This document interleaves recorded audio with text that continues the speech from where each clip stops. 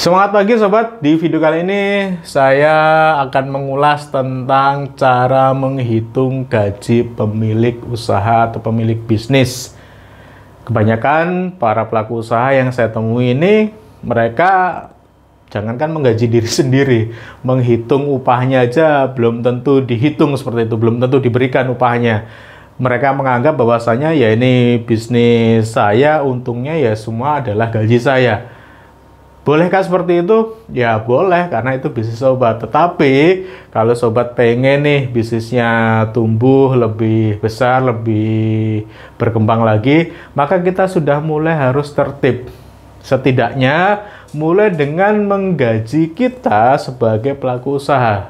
Sebagai pelaku usaha, di video sebelumnya sudah saya ulas setidaknya ada 3 pendapatan. Yang pertama itu pendapatan dari upah sebagai tenaga kerja langsung kalau kita masih ikut teknis produksinya. Yang kedua, kita dapat gaji pemilik atau gaji manajemen lah ibaratnya di sini. Kita mengoperasionalkan si bisnis, kita dapat gaji manajemennya.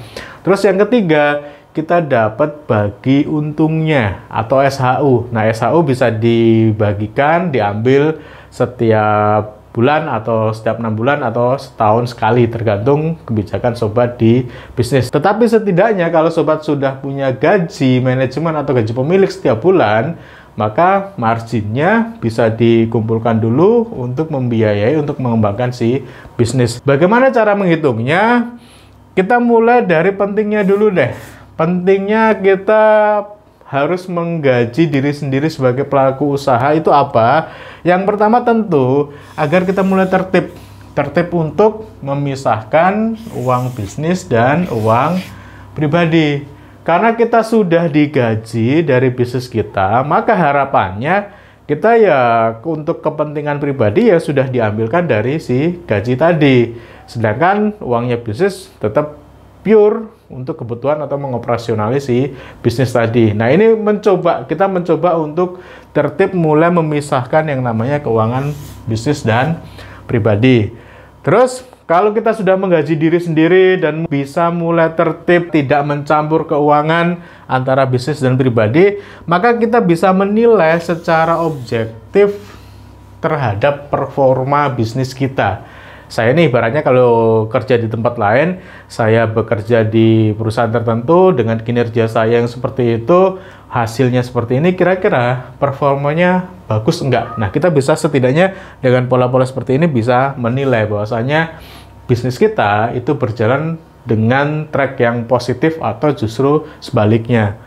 Terus, tentu dalam jangka panjang ini untuk menjaga kestabilan keuangan usaha agar bisnis kita ini punya capital yang stabil, punya cadangan modal, bisa tumbuh mengembangkan bisnisnya ke depan.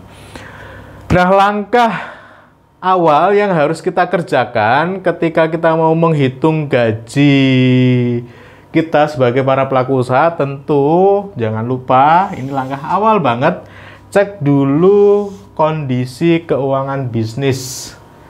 Kira-kira kondisinya seperti apa? Yang bisa kita cek misalnya, coba dilihat, dihitung keuntungan bersih dari bisnis sobat dalam 1 bulan atau dalam 1 periode itu berapa. Kalau bisnis ini sudah jalan, sobat enak, tinggal ngambil data dari catatan. Tapi kalau bisnis ini belum jalan, ya kita bisa main dengan asumsi nantinya. Tetapi setidaknya ini saya asumsikan sobat sudah mengerjakan si bisnis. Hitung total pendapatan bersih atau keuntungan dalam periode tertentu. Misalnya di angka 1 bulan. Terus yang kedua, ketika mau menggaji di angka berapa, pastikan juga bisnis kita ini memang dari trennya memang dia mendapatkan profit yang konsisten atau keuntungannya ini konsisten, tidak naik turun, masih nggak stabil dan sebagainya. Mas, kalau nggak stabil gimana? Ya, nanti ada pola hitungan yang pilihan antara nanti fix bulanan atau nanti model persentase. Jadi kalau misalnya si bisnis ini masih naik turun, kita bisa pakai dengan pola-pola yang persentase. Terus pastikan juga sudah punya dana cadangan atau modal cadangan yang jumlahnya antara 3 sampai 6 kali operasional bulanan. Nah, kalau bisnis nih sudah punya dana cadangan modal dengan angka segitu, 3 sampai 6 kali operasional bulanan, sobat sudah bisa setidaknya mulai memikirkan untuk menggaji diri sendiri di angka berapa. Nah, metode untuk menentukan gaji kita sebagai pemilik usaha atau kita sebagai top management di situ ada 2 setidaknya. Seperti yang saya katakan tadi, yang pertama dengan pola persentase keuntungan. Nah, ini untuk bisnis yang masih fluktuatif, masih naik turun dari omsetnya, dari pendapatannya. Kalau mengadopsi dengan pola persentase, kira-kira gaji pemilik itu baiknya di angka berapa sih? Setidaknya rekomendasinya di angka 10-30% dari keuntungan bersih. Jadi setelah 1 bulan dihitung total untung bersihnya berapa, diambil 10-30%-nya sebagai gaji. Kalau misalnya bisnis ini sudah sustain, trafficnya oke, pendapatannya stabil, sobat bisa mulai dengan pola berdasarkan kontribusi kerja.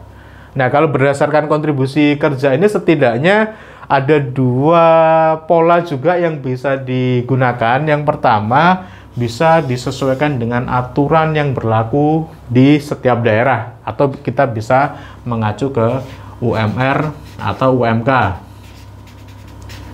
Wah mas, kalau UMR atau UMK ini kok kecil gitu misalnya. Nah, sobat bisa dengan menghitung sendiri.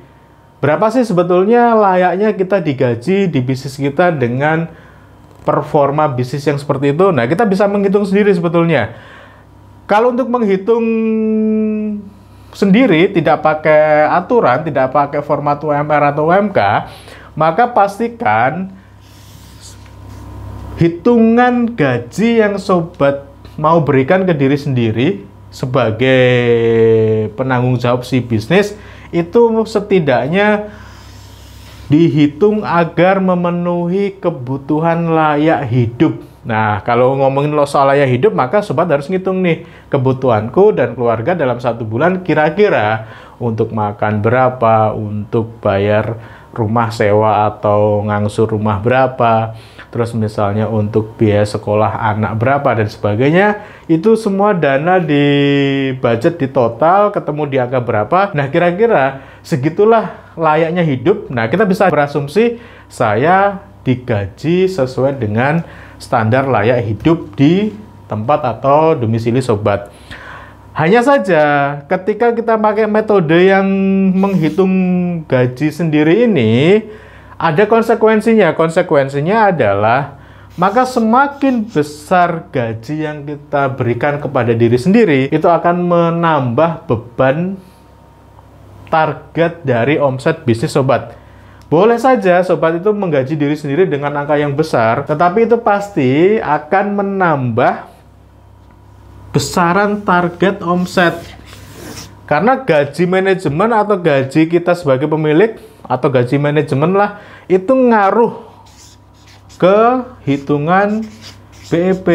Karena dia masuknya ke biaya atau beban operasional, beban gaji manajemen. Kalau gaji kita semakin besar, maka bebannya juga akan semakin besar. Otomatis dia akan nambah target minimal yang harus terjual dari bisnis agar dia bisa menggaji kita dengan layak, maka angkanya berapa. Nah, nanti habis video ini kita akan coba belajar bagaimana menghitung target minimal atau BEP dari bisnis kita.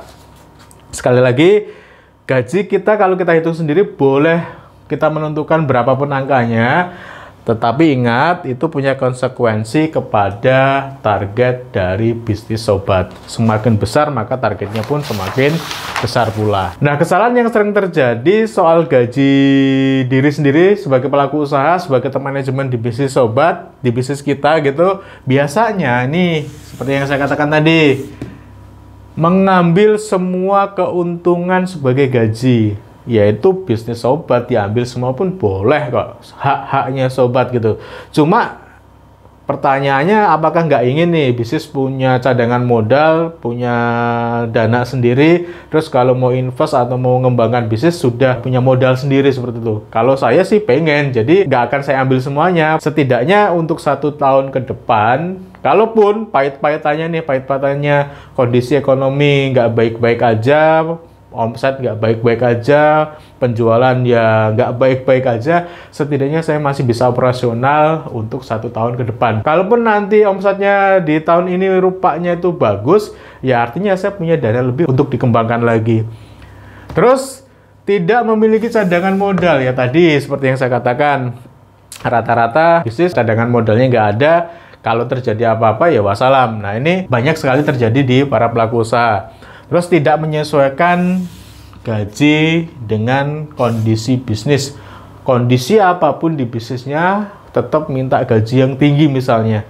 Ya, dari mana bisa bayar? Kalau penjualannya seret, gajinya tetap tinggi, ya lama-lama bisnis pasti kolaps. Maka perlu sebetulnya kita juga mereview per sekian waktu. Contohnya misal per 6 bulan. Itu tadi sobat bagaimana cara menghitung gaji kita sebagai pelaku usaha atau sebagai top manajemen di bisnis kita. Semoga video ini bermanfaat bagi sobat yang belum klik tombol subscribe. Silahkan klik dulu tombol subscribe ada di bawah sini. Nyalakan juga tombol loncengnya agar sobat mendapatkan update terbaru video dari channel ini. Saya Muhammad Safi, jumpa lagi di video berikutnya. Bye-bye.